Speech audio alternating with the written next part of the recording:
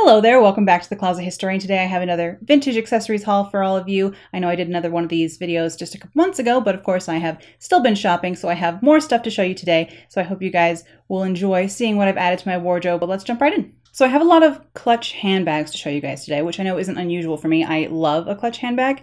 I usually like larger 1940s clutch handbags or ones that will work for the 40s. Sometimes you can find things from the 80s or different eras that will work for a 1940s look as well. But this actually is, the first one I have to show you is a genuine 1940s, I believe, clutch. This rainbow, that's right, rainbow cord, C-O-R-D-E, 1940s clutch.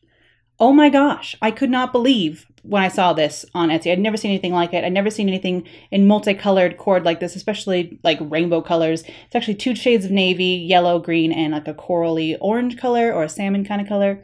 And I'm in love with it. I couldn't believe that I was the one who managed to snatch this up. It's a clear loose side clasp and it just opens up folded like an envelope clutch. And you'll notice some priority mail cardboard in here. I actually often slip a piece of cardboard cut to the size of my clutch inside my clutch handbags if they're soft like this, because I usually want them to remain structured.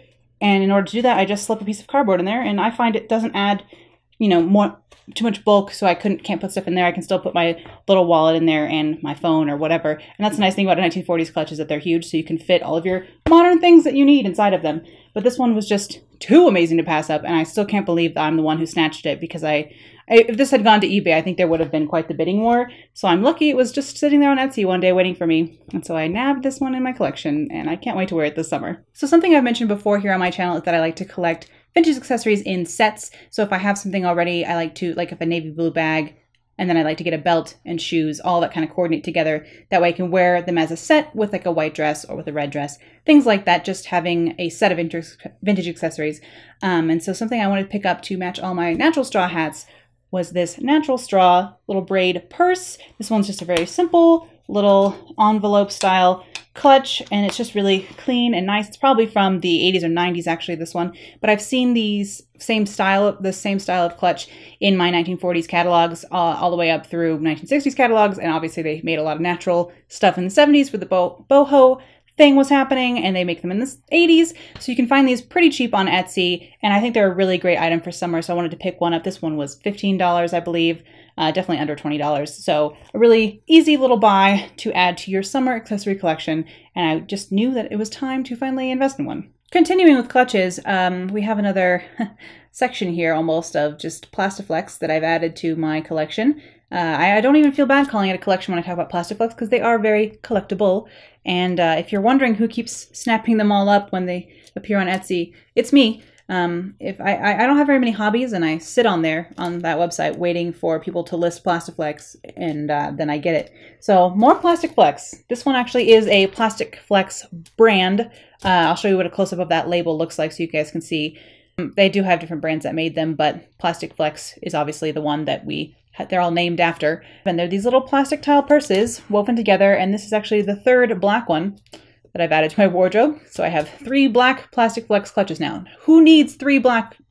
I don't know. But this one, different tile design, different shape of tile than the other 2 I have. And so of course I couldn't resist it because I have a problem. But here we are, enjoying the fruits of that problem. So, and our next plasticflex clutch, and this one is actually by a company called Plasti Square. So it's a different company, but same idea, is this big ivory number here. This one's larger than the other ivory one I have, and again, a completely different tile design. So of course I can justify having 2 ivory plasticflex clutches, but here we are. I couldn't resist again because the tile design was so unique. I'd never seen this design before. I'll show you guys a close-up as well. It's like little cubes, or it looks like almost like ice cubes in the top of your drink or something. So it's perfect for summer or anytime. I just love plasticflex. So I had this come up on Etsy, and here we are once again. And then I have one more. You can probably hear it. Ooh, plasticflex ASMR. And this one was the splurge, the real splurge, the splurge of the year so far, really, because I just have never spent this much on a plasticflex clutch. Probably never this much on a vintage handbag, because this one was $140, I believe. But I don't know if you can tell. It's gorgeous, sort of cherry red, and I just hadn't seen a red one come up for sale in a while. This was not a planned purchase, really. dipped into the savings a little bit. I never said I was a financially wise person, so don't ever assume that, especially when I keep doing these haul videos.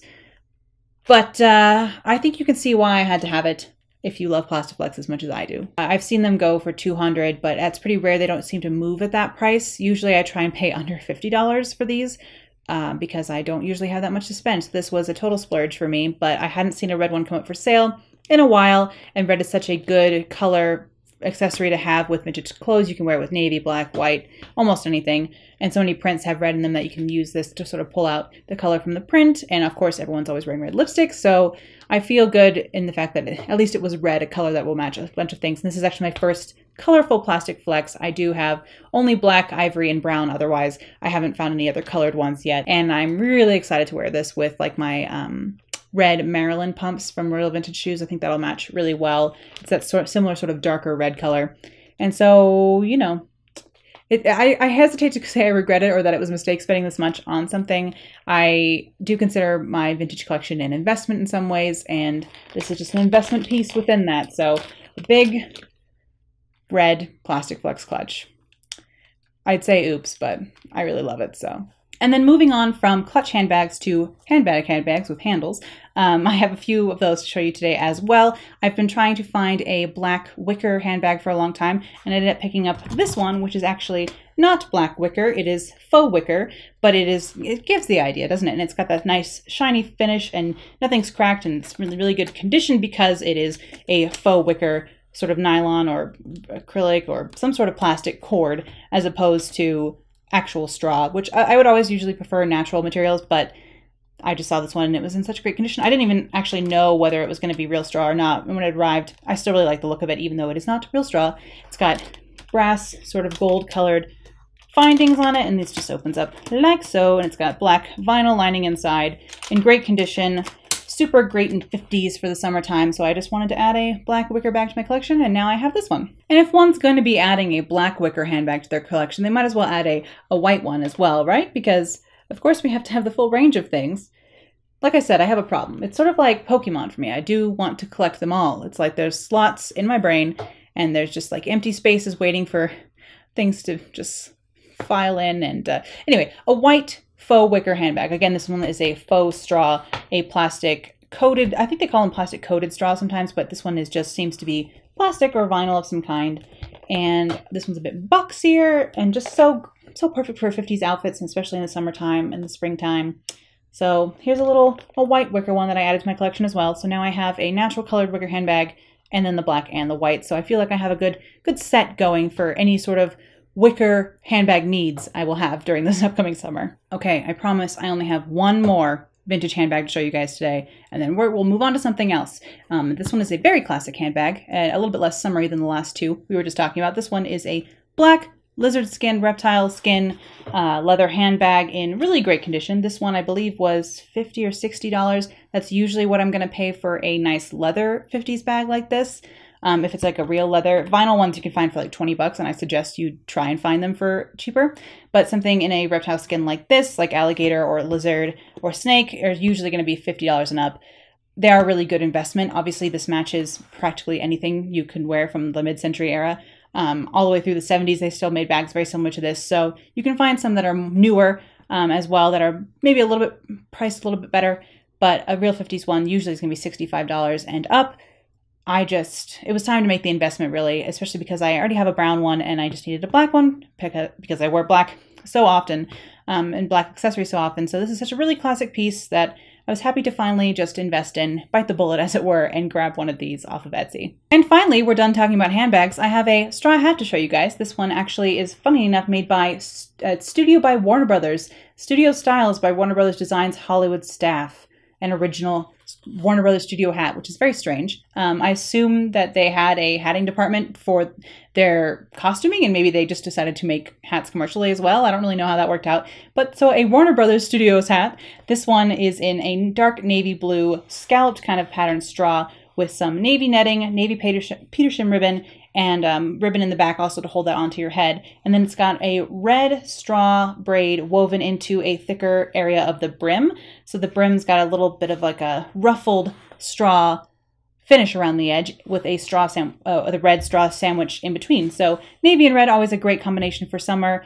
And a straw hat like this is just super classic. I do have another navy blue straw hat, but it's much bigger and flatter. So I wanted something a little bit smaller, and this one fit the bill perfectly. Another vintage accessory item I'm always on the lookout for are going to be gloves. I do wear a size 7.5, 8 gloves, so a larger glove size. Makes it a little bit harder to find them, especially in bright colors. So I'm always on the lookout to fill holes in my rainbow collection of gloves here. And so I do have a couple of pairs to show you today. So the first color of glove I picked up recently are this light pistachio green sort of color. It's sort of a minty, but like a yellowier mint color. I really would call them light pistachio, although that sounds so like bourgeois, so bougie. Light pistachio gloves. But these were just a really nice pastel, and of course, when you can find pastel things, vintage things in good condition that aren't stained, it's good to pick them up. And I think these ones were $12, which is around what I like to pay for gloves. And then another green pair I picked up, I was super excited to find these, are these bright lime green gloves here. Super fun. I am always on the lookout for chartreuse, and this is as close as I've gotten. Chartreuse gloves go pretty quickly, so having a lime at least gets me one step closer to having chartreuse gloves one day. And these ones are a little bit longer, which works well for 40s looks.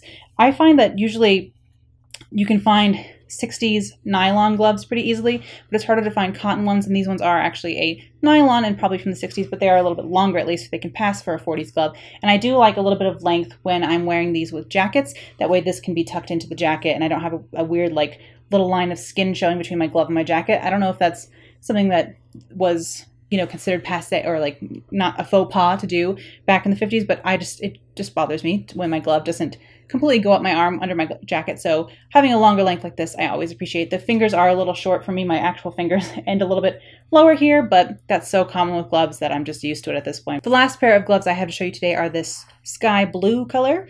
It's maybe like a light turquoise or an aqua sky blue sort of shade. Again, blue I find to be the hardest shade of glove to find for some reason. I don't know why that is, but these ones again are a little bit longer for that all the same perks as the last pair. They're actually a little bit tighter on me too, so these must be a 7.5, but as opposed to an 8.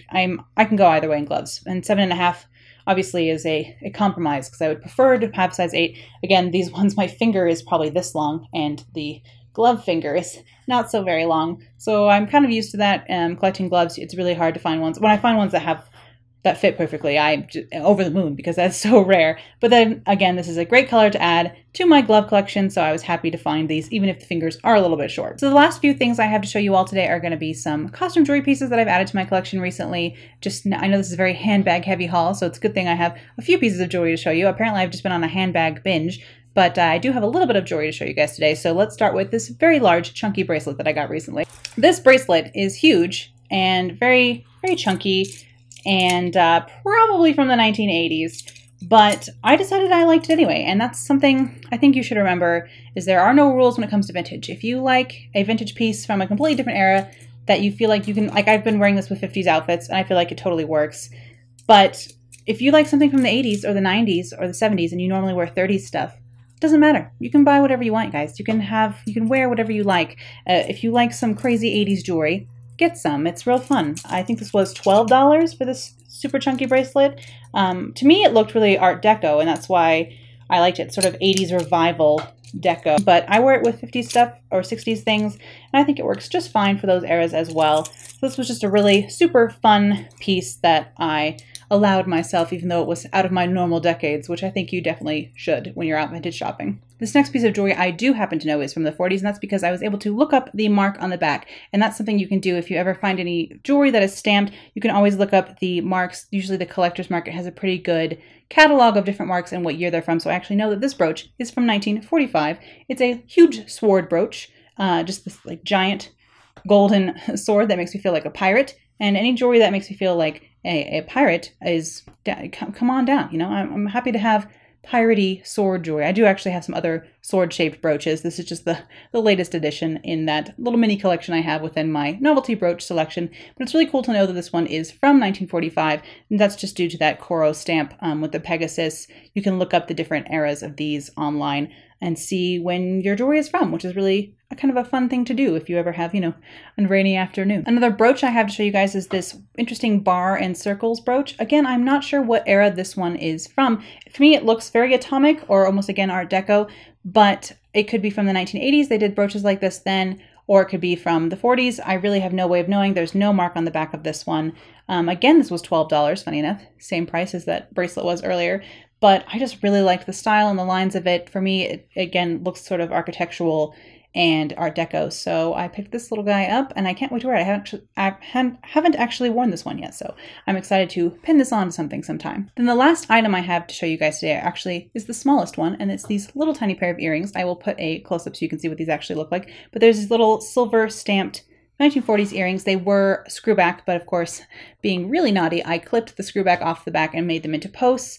I don't advocate doing that for signed jewelry. If you have Lisner, Coro, Boucher, any nicer vintage costume jewelry, I would not convert the backs of. But if it's just some like no name, like you bought them for under $10 situation, I think you can clip off the backs and put post backs on. Clip-ons really hurt, so, or at least I think they really hurt. And so yeah, I'm not a purist when it comes to that. I'm sorry. That is kind of one of the naughtier vintage habits I have. I tend to err on the other side of like when people hem 50s dresses really short, I get upset. But, you know, if you're going to add something to your collection and know you're going to be wearing it for the next 40 years or whatever, and you want them to be comfortable, clip the back off of those earrings. If it's something pricier or collectible, you might want to do that because it does hurt the resale value. But for me, these were just some cheapy little earrings, but good basic 40s ones to wear with lots of stuff. So I ended up converting these ones to post backs. So I wonder, does that kind of thing bother you guys? Put it in the comments below, like when people edit vintage to suit modern comfort or modern sensibilities. Is that something that bothers you? Because for me, for clothes, it does, but for jewelry, it doesn't really. So I don't know. I guess I have mixed opinions on that. So let's have a discussion in the comments below about how you feel about that kind of thing. I've converted a lot of earrings in my time, so it's a bit naughty of me. So I hope you guys enjoyed that little rundown of the things I've been picking up recently. Obviously, I have a clutch handbag problem, but I hope you guys enjoyed seeing them nonetheless, and I will see you guys again soon. Bye. I forgot water, and I have regrets. 4 and finding, kill me.